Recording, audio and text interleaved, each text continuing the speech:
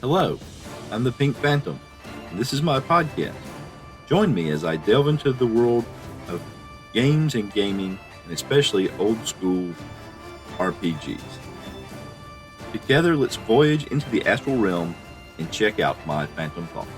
In this episode, we hear from Riley from the Diagetic Advancement podcast, delve once more into Foundations by Tom Anna, a world building tool, and we see what our party has gotten themselves into in Tales of the Dragon Slayers.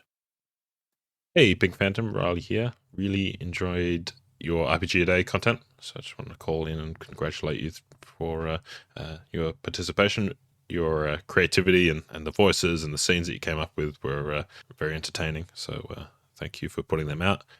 Also really enjoying Foundations. It seems really, really interesting. I'm tempted to pick it up myself. I really like some of these world building assistant tools that sort of spark the creativity and whatnot. These are great questions, are very directed and give you some quite interesting prompts, it seems. But I do wonder if you've got the wrong theme or genre in mind, that you might clash with one tool, a particular tool. You might get some genre clashes there.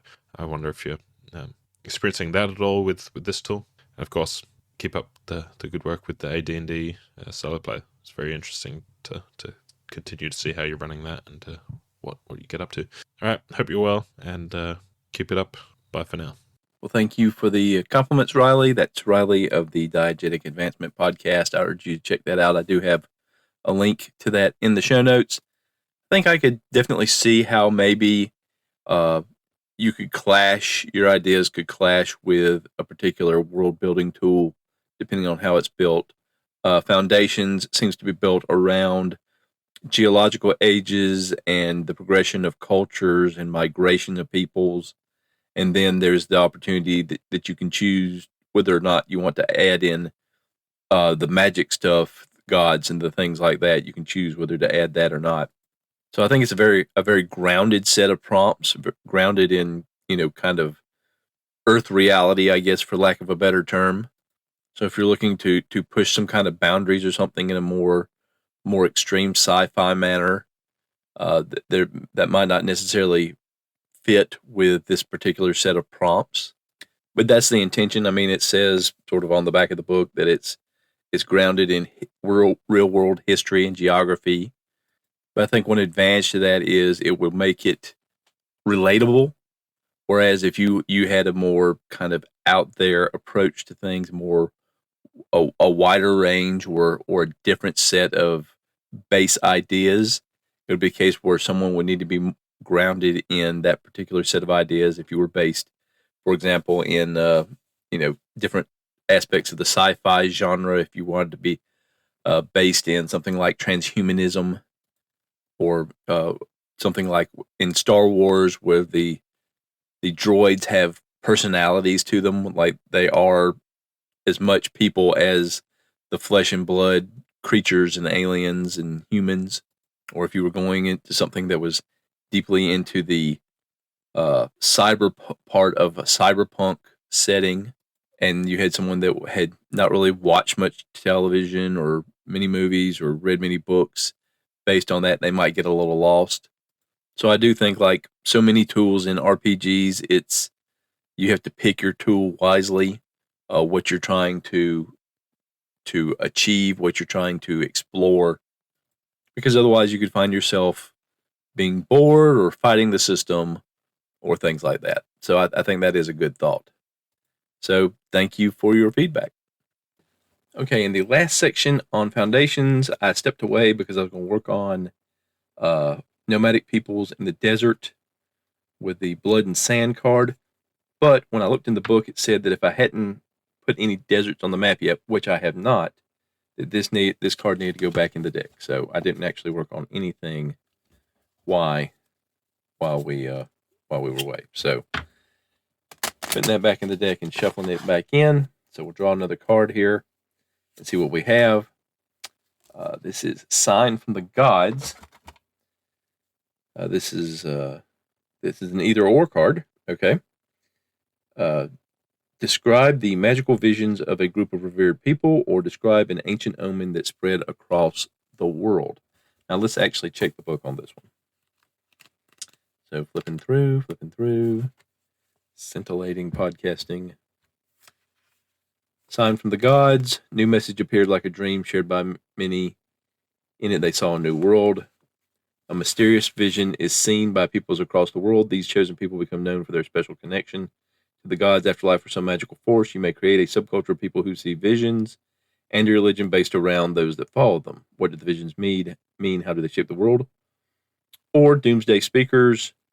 Omen was heard in every corner of the world, a dark vision of what was to come. Across the world, a number of people gained visions of a dark and terrifying version of the world. What are these visions? Are they the future or something else? Create a subculture of these seers and a religion or cult that follows them. So it's essentially about people who can, commune with the gods, essentially, to see what the future holds, to see portents. And it can be sort of a positive or negative. They could be a revered group, or they could be viewed as kind of a doomsday cult. So I think what a good place for this would be the doomsday cult. And I think it would be good to use on the section of the map where magic is just flowing and it's altered the land, and you have trees and mountains and creatures and monsters just moving around the landscape. They have come out of this group. They've been kind of touched by this magic. They see into the minds of the gods. They see what the future holds, and they have a tendency to show up in an area and talk about death and doom that's coming, and then it happens. It's basically where they go, there is chaos and destruction in their wake. So they are shunned, they are barked, they are exiled anytime they show up into an area that's more civilized area. But that's kind of official. The cultures shun them. The cultures shy away from them, view them as something to be kept out of the community. But there are always some on the outskirts of every community, because there are people who seek them out. They seek out their future. They feel like they are living themselves under an omen or portent, and they want to know what is to come, so maybe they can turn it around. Or maybe there are those that seek them out to see if there's what's coming. Can they find a way to profit from it, or can they increase their power from it? So, on the one hand, they are shunned, but on the other hand, they are in demand. So they are always around. They can always survive. They can always find someone who will fund them or feed them or give them shelter, just not officially and away from whatever the settlement is in the area. All right, so another card here. Elven blood. As the first people spread across the land and become isolated from one another, in that isolation, new worlds emerged. Create a humanoid species who diverged from the first peoples. Let's see what the book says. What does it add on top of that? The first people spread along migration routes, forming new ways of life. Choose a path followed on foot or on early ships by these new peoples. Up to 3 times, add a settlement along this route in an uninhabited region. Create a new culture or species for each of these regions as the first peoples there settle and form their own societies. Consider how the environment of this new place will shape these newly emerged peoples. You may also create a subspecies, the offspring of these species, and another that already exists. Okay, that is a good spot to divulge some. I know that was kind of short, but I think that's something that needs a little less off the cuff and a little more thought and planning on. And now, more from my solo AD&D RPG campaign, Tales of the Dragon Slayers. In our last episode, our party was about to confront a party of third-level characters that they came across in the dungeon that were neutral or lawful evil, and that there wasn't a good response on the reaction table. And so I looked into how to roll them up. That's what I was looking at. I was trying to pick a method.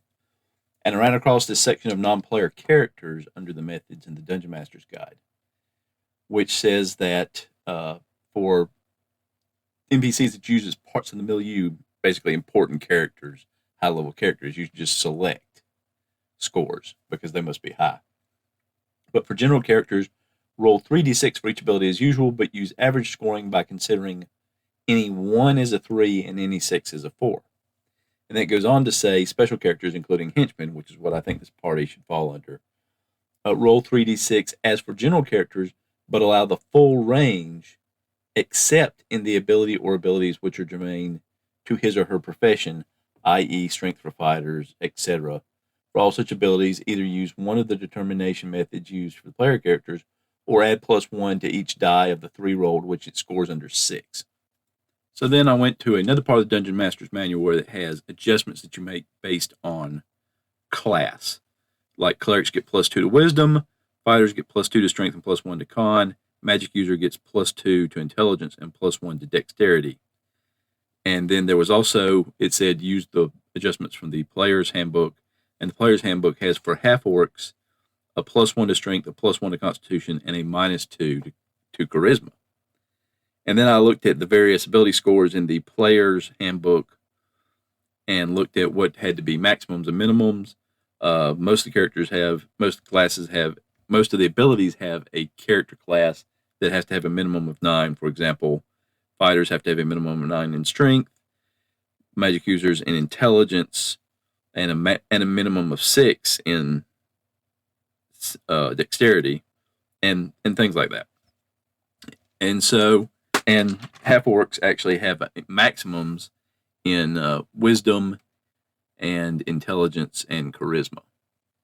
So I'm going to be rolling 3d6 and adding 1 to the sort of main attributes. So for the fighters, that's going to be strength and con. And then for the cleric that we have, that'll also include wisdom. And for the magic user, that will be intelligence and dexterity. And for the druid, that will be wisdom and charisma, since it has minimums. So we'll go with the half-orc fighter cleric first. For strength, it's got to be at least a 9, and we'll be adding +1 to each die. And we rolled a total of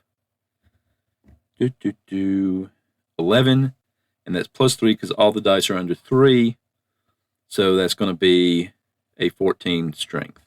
So not quite enough for a bonus. And then +2 strength for being a fighter and +1 for being a half-orc. So that raises up to 17. So that will give it a bonus to hit and damage.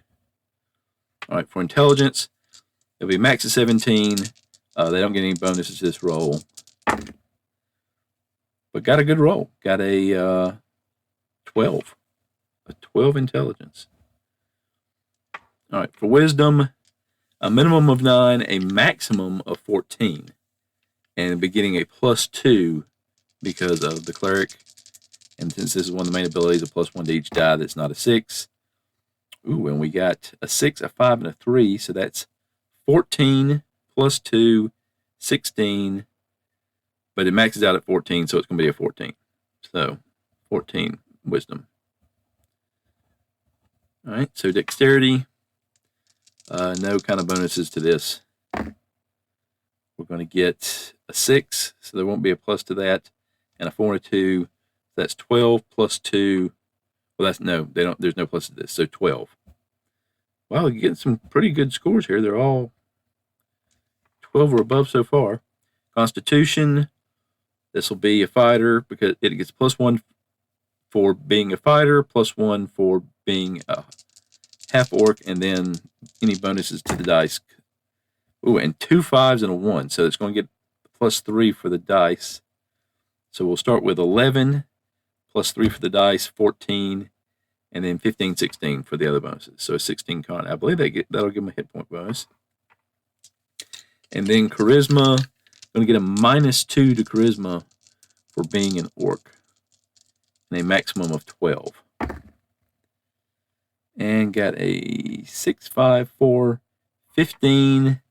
-2 would be 13 and a max of 12, so it's going to max out at 12. So that's a good set of scores. That's what being a half-orc fighter cleric will do for you, I guess. All right, so fighter, minimum of 9 in strength, a minimum of 7 in con. So here we go. All right, rolled poorly on strength. 4, 5, 6 +3 would be 9, plus 2 for being a fighter would be 11. So, not great there. All right, intelligence. Better roll on intelligence. 11 on intelligence total, though, with no bonuses. Wisdom. Ooh, 13. 13 on wisdom. Maybe this guy should have gone to the priesthood. Dexterity. That's going to be 10, 13. Rolling hot here. Constitution, minimum 7. Going to get a +1 to this. And we'll give the dice bonuses. So 4, 4, and 1. That's a total of 9, plus 3 for the dice. 12, 13 with the other bonus. And then finally, charisma. We're going to get 5, 7, 9. So that's our lowest score so far. Next fighter, same thing. We got a 6, a 5, and a 2. So that's going to give us 13 plus 2 for the dice, 15 plus 2 for a fighter, 17. Any other bonuses? Nope, that's it, 17. So another 17 strength character. Intelligence. Whoops, this is what I get for not using a dice tray. All right, so 11 on intelligence. Wisdom. An 8 on wisdom. Dexterity. 11 on dexterity. Constitution. We'll be getting a +1 here. Plus any bonuses to the dice. 5, 1, and 1. That's 7. Plus 3 for the dice, 10. Plus 1, 11. And then charisma, 6, which is just above the minimum they got to have. Had to have a minimum of 5. All right, druid. There's no bonuses, but they're going to min out wisdom at 12 and charisma at 14. So strength is 12. Intelligence is 11. Wisdom, we've got 3, 3, and 5 for a total of 11 plus 3 for the dice, 14. So that's above the minimum. Dexterity, a 9. Constitution, we've got 12. And charisma, we've got 5, 1, and 1. So that's going to be 7 plus 3 for the dice, will be 10. And it's a minimum of 14, so we're going to hit the minimum 14. Now, magic user strength, we've got 14 strength. Is the magic user the second strongest character in this group? It is. No, third. There's 2 17. All right, intelligence, minimum 9. We've got a 5, a 3, and a 2, so that's 10. Plus 3 for the dice, 13. Plus 2 for being a magic user, 15. A 15 intelligence. Wisdom, a total of 12. Dexterity, now we get a bonus to this. We've got 5, 3, and 4. So that's 12 plus 3 for the dice, 15. Plus 1 for being magic user, 16. So that'll be a little bonus to armor class there. Constitution, a total of 7. Ooh, that may be a negative. I have to look that up. It might be a negative on hit points. Charisma, 15. Smoking charisma on this one.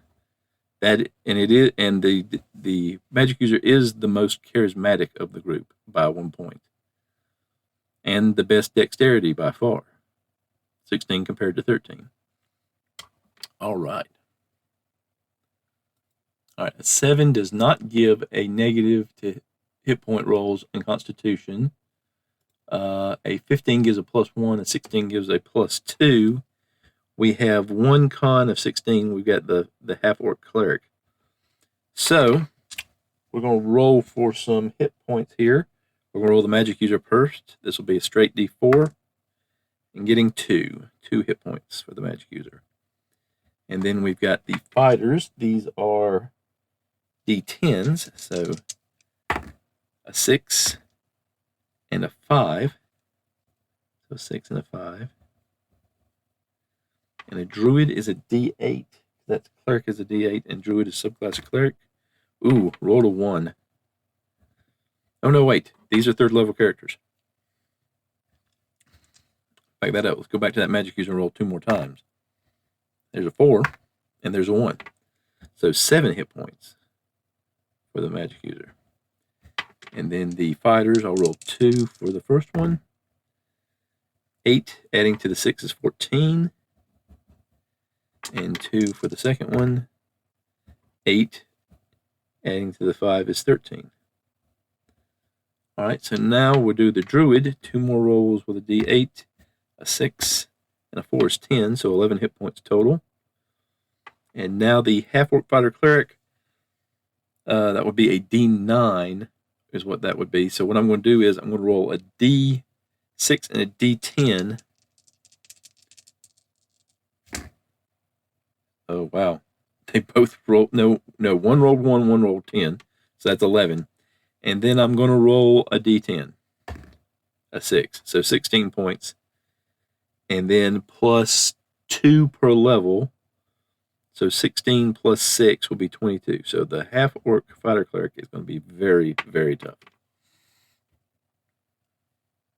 So the last thing I need to do is see if they have any magic items. Now, the Dungeon Master's Guide and the Fiend Folio both have the same tables for this. And so the way this works is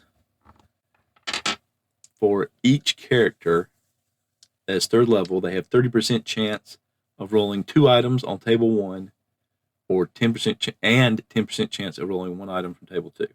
So we're just going to roll these in order.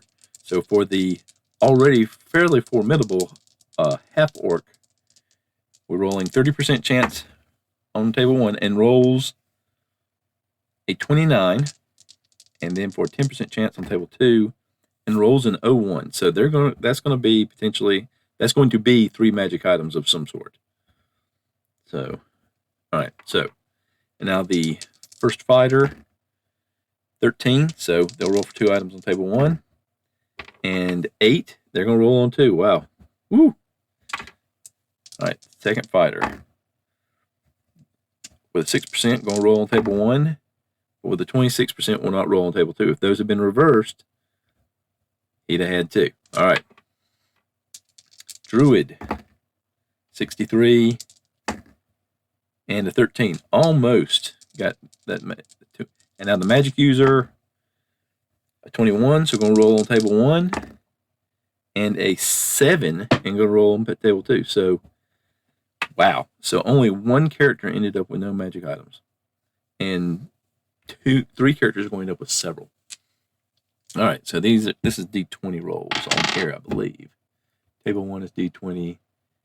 Table 2 is D16. Okay, that's interesting. All right, so table 1, D20 for the half-orc. Number 7, 2 potions. Superheroism and animal control. Superhero, animal control. All right. And the second one, I'll just roll the D20 and ignore anything over 16. A 1 is a scroll with 3 spells.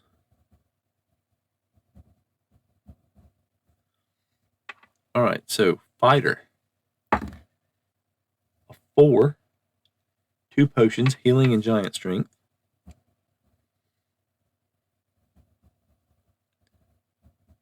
And we'll have to roll for which giant later. Ooh, I don't think I rolled 2 times on table 1 for the half-orc, so we'll roll again on the table for the half-orc. 11 is a ring of mammal control.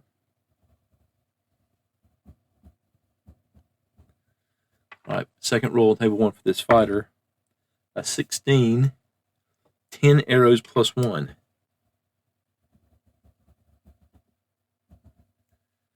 All right, and then on table 2, 17, that's a too high. So we'll roll again. We rolled a 14 splint mail plus 4. All right. Next fighter rolls 2 times on table 1.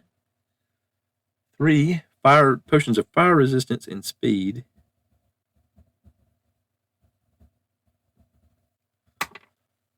And then the second roll, 8.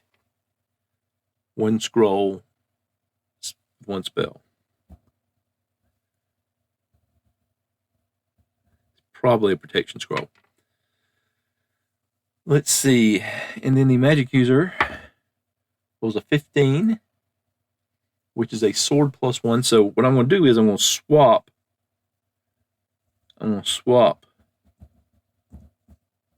The sword plus 1 to that fighter and give the magic user the scroll with 1 spell. All right, second roll for the magic user. Table 1, 11. A ring of mammal control. So this group is all about mammals. All right, and then a roll on table 2, and with a 1, we get a scroll with 2 spells. Let's see, is there a limit here? The scroll with 1 spell will be levels 1 through 6, and the scroll with 2 spells will be levels 2 through 9. 3 spells, excuse me. All right, so now we've outfitted this party. I mean, this party came within a couple of die rolls of having even more magic than this. This is just this is the rolls for magic in this campaign have just been insane, because there have been chances for monster lairs hordes to have very low chances of magic items, and that was all I hit in some of them was the magic items, and not the higher chances of coins or gems or stuff. All right, so let's see what kind of spells we got here. All right, so I'm going to have, with the cleric scrolls, it's going to be levels 2 through 7, so I'm going to roll 3d6s and add 1. All right, so I've got a 2nd level spell, a 4th level spell, and a 5th level spell. All right, the magic user is 1 to 6, so 1 to 6, level 2 spell on the 1 scroll, and the 2nd scroll will be 2 through 9. So those are the 8s plus 1, 7, 4, and 4. Them is some mighty, mighty spells. Potentially. All right. And then I need to roll to see. All right, so let's get to the potion of animal control. That is going to be the 20 roll mammal marsupial. And the potion of giant strength that the one fighter has is going to be frost giant strength. And I think that's all I need to roll for. Speed, healing. Yeah, okay, all right. So now we have to roll for spells. So the magic user, well, all the spell using characters have access to 2nd level spells. So I'm going to roll for the magic user's starting spells on the chart in the DMG, where you roll a d10, and then they get read magic as well. So we're going to have offensive spell, friends, defensive spell, featherfall, and miscellaneous spell, right. So read magic, right, friends, and featherfall. So with a wisdom of 14, the half orc is going to get an additional 2 first level spells, plus their 2 first level spells and 1 2nd level spell for being a cleric of 3rd level. The druid will just have 2 first level and 1 2nd level. The magic user would have to have 2 first level and 1 2nd level. And then they will have what they can use on the scrolls, which in the case of the cleric is just going to be, and the magic user both, or it's just going to be the 2nd level spells. I believe that is correct. Let me switch over to the Dungeon Master's Manual here real quick and see what we've got for magical scrolls. Treasure, potions before and after scrolls. It does not appear to be in the magic section. It just talks about, just has tables for the scrolls. Oh no, wait, that's tables for generating them. Let's see. Explanations. Here we go. Potions. Scrolls. Where's the top of the scroll section? Here we are. Let's see. Okay. No, it looks like I was wrong.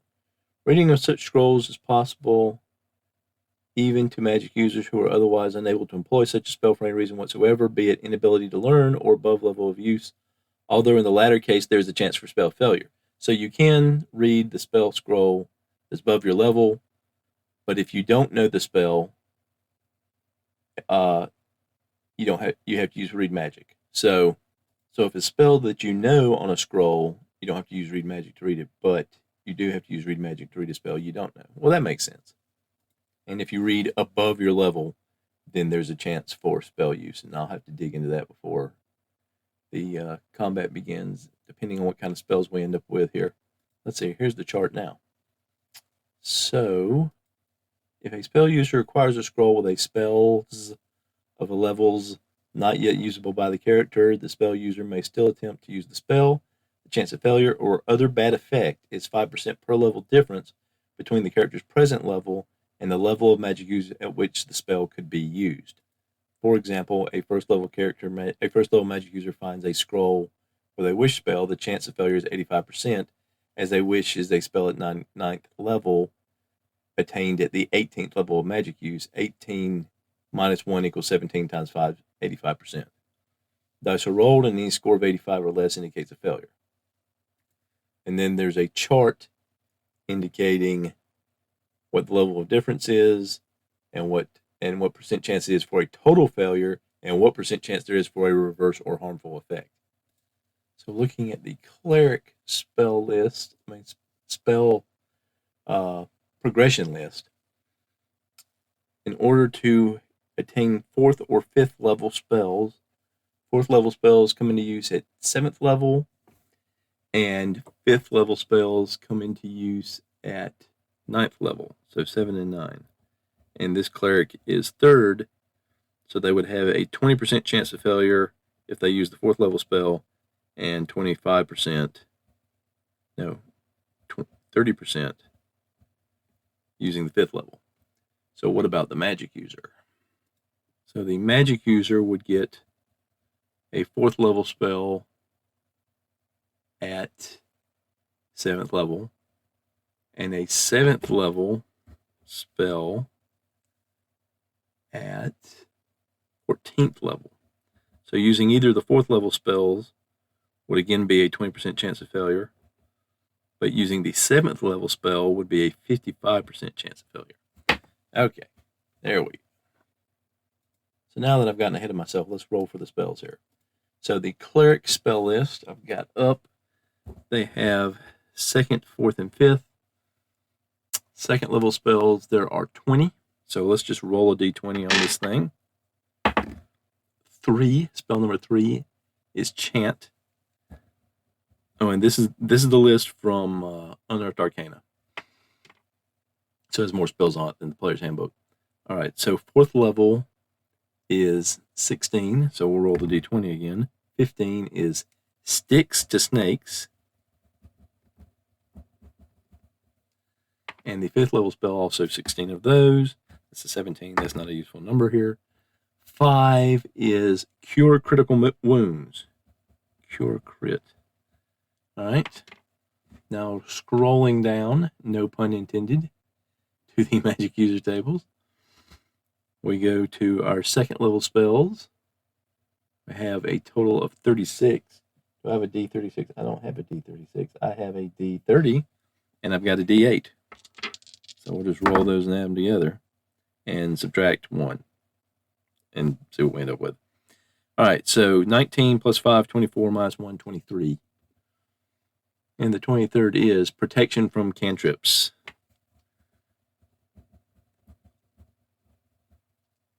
All right, 4th level is 32. So I'm going to roll my D30 and my D4 and subtract 1. And 2 and 2 minus 2 is 2. And that will give me confusion. Confusion. And we do that again for another 4th level spell. And we get 10 and 1 is 11 minus 2 is 9. And that will give us fear. Ooh, this could be bad.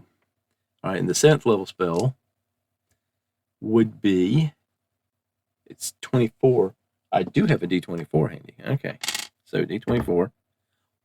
Number 1, anti-magic, no, banishment. Banishment. And based on the italics, I'm guessing that's an Unearthed Arcana spell. All right. And so now I just need to figure out what spells they are utilizing in their normal day-to-day life. So the cleric will have 4 first level and 1 second level. The druid will have 2 first level and 1 second level. And the magic user will have 1 first level, 2 first level, and 1 second level. Now, using our brainy brains, we're going to go back to the player's handbook here and look up how long Read Magic stays in effect.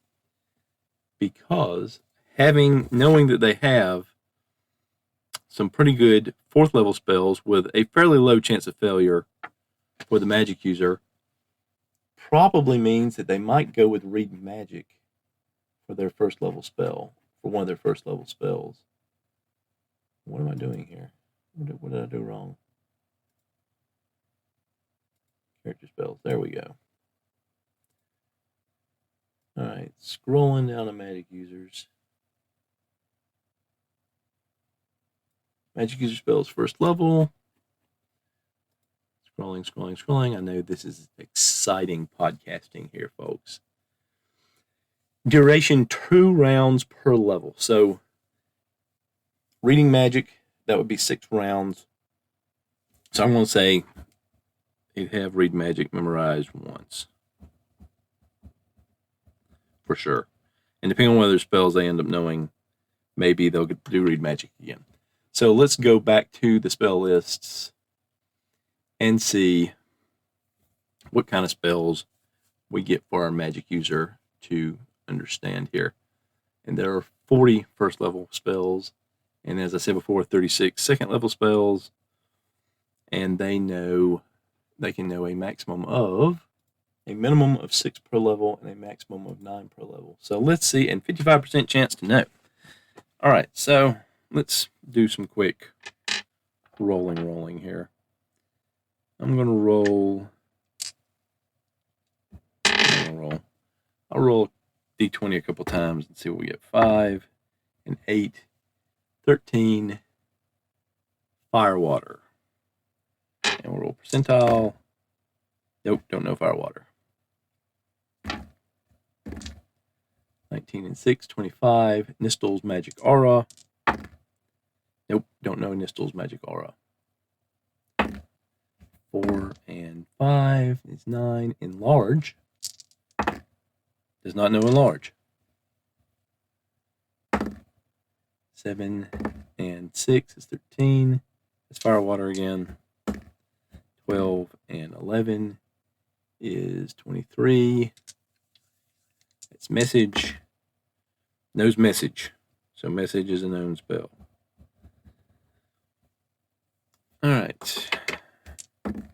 13 and 3 is 16. Hold Portal. Known. Hold Portal. 16 and 15 is 31. Shield. That would be useful. Yep, Shield. No Shield. 13 and 14, 17. Identify. Knows Identify.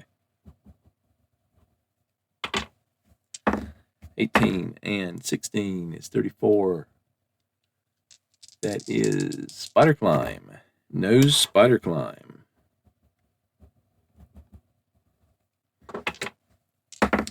13 and 2 is 15. Grease. Nose Grease. 4 and 12 is 16. Hold portal, I got that one. 20 and 18 is 38. Ventriloquism. Nose Ventriloquism. 1, 2, 3, 4, 5, 6, 7. 2 more, and we max out here. 10 and 17. 10 and 17. 27. Protection from Evil. Nose Protection from Evil. And finally, maybe, that's 2. 20 and 2 is 22. Mending. 53, Mending. All right, so the 9 spells at first level that this character knows are Message, Mending, Hold Portal, Shield, Identify, Spider Climb, Grease, Ventriloquism, and Protection from Evil. So I'm going to say probably has on hand Shield, Hold Portal, or Spider Climb, besides Read Magic. So let's roll a d4. So it's going to be that order. Shield, Hold Portal, Spider Climb. What was the fourth one? We'll say, no. Yeah. Shield, Hold Portal, or Spider Climb. 1, Shield. I guess that makes sense. All right, second level spells. And this is really taking longer than I thought it would. Scintillating. All right, 36. 36 spells on second level. We're going to do 6 for this because it just attained that, so they probably just have a handful of spells. All right, so 36. I'll do the D24 and D8. Just use different dice. 10. Number 10 is Fool's Gold. Nope, don't know that one. 12. Invisibility. That's a good one. Nope, don't know that one.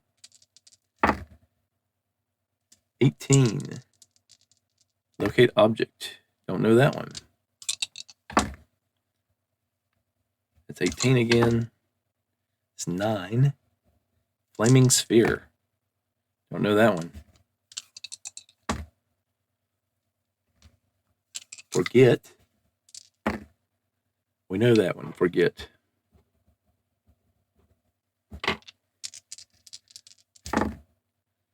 26 is Rope Trick.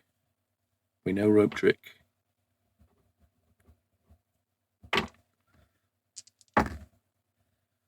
21 is Mirror Image. We know that one. All right. 3 down, 3 to go. 14, Knock. We know Knock. So we know Hold Portal and Knock. So this character is very interested in getting into things and not letting other people get into things. Irritation. Know that one. Irritation. I have to look up what that is. All right. Where I have Mirror Image. Where I tried Fool's Gold. Preserve. I don't know what Preserve is, but this character's got it. All right, so that's the second level spells. Forget, Rope Trick, Mirror Image, Knock, Irritation, and Preserve. I might have to look into those to see which ones. I think Mirror Image is probably, since Shield is their other first level spell, I'm going to say they use Mirror Image. Well, that's a self-protection spell. So let's go with, oh wait, I forgot about their spells I already had. Featherfall Friends, Read Magic, and Write. So that would cancel out the last few, none of which we selected. So Featherfall Friends.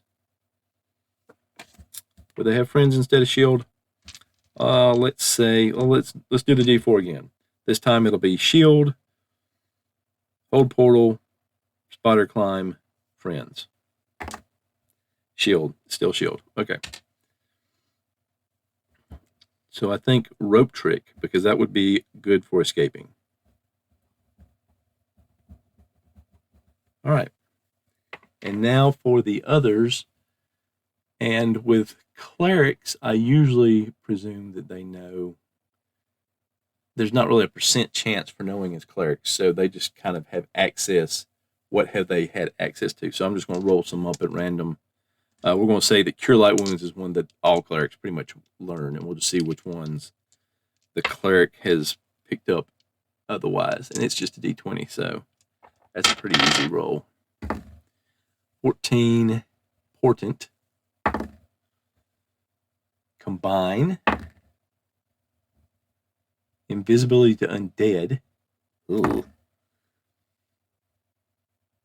Endure cold and heat. That's a good one. That is a good spell. That was used to help with the. Was that used to help with the dragon? Yes, that was. Endure cold and heat. All right, let's see what else we got here. 7. Detect evil. 15. Precipitation. Create water. Magic stone. So a variety of here. So all that group, I'm going to say that they've got a endure heat and 2 cure light wounds, and then a create water, because they are out adventuring. All right, second level, 20 spells again. So we've got augury, holy symbol, no alignment, detect charm. That's the same one as before. 2. That's the same one as before. Resist fire. Slow poison. Say slow poison because poison seems to be something that's really interesting in this, that we run into a lot in this dungeon. All right, let's see. Druid first level spells. 16 tongues. Imbue with spell ability. Abjure. I don't know what abjure is. Abjure is a new one, I think, on the speak with plants. Spell immunity. And lower water. All right, let's go with spell immunity. And what was the other one that was good? Was I rolling on? I was rolling on the wrong chart. That was 4th level cleric chart. I don't know what I'm thinking. Oh, spell immunity seemed high. Let's try this again. Locate animals. Animal friendship. Predict weather. Ceremony. Locate animals.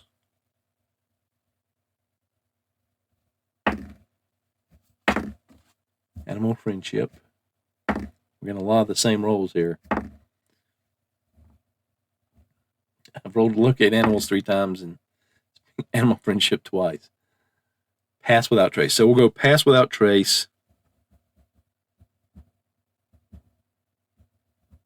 And animal friendship.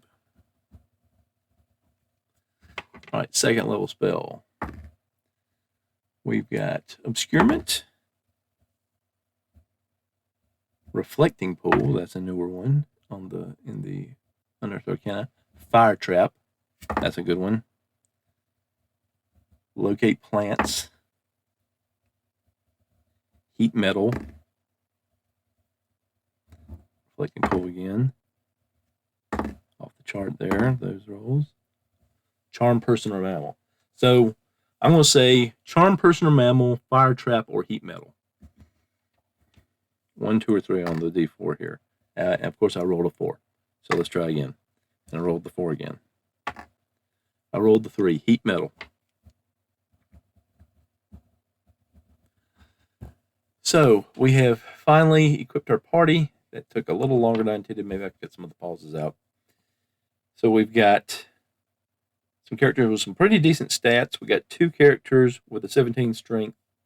So that's going to give them, I believe that's +1 to hit and +1 damage. And we've got a goodly amount of potions and magical weapons, or magical items. And then we've got a lot of spells that could be used and could potentially be used, although with some chance of failure to these characters. So probably a pretty formidable group, considering that our group is still first level. They do have a good amount of magic protection with them, but we shall see. So the opponents have been set. So we will get down to it next time. The opening theme of this podcast was Strength of the Titans, and the closing music is Late Night Radio, both from Kevin MacLeod at Incompetech.com, licensed under Creative Commons by Attribution 4.0 license. If you have any thoughts or feedback, you can get in touch with me by leaving me a voice message on my Google Voice number, 864-209-1441. That's 864-209-1441. Or through SpeakPipe at www.speakpipe.com/Phantom Thoughts. That's www.speakpipe.com/Phantom Thoughts. Or you can send me a message or an audio file on Discord, where I can be found the Pink Phantom, or through email, phantomthoughtspodcast@gmail.com. That's phantomthoughtspodcast@gmail.com. I don't have to play or read your feedback on the podcast if that is not your preference. Just let me know.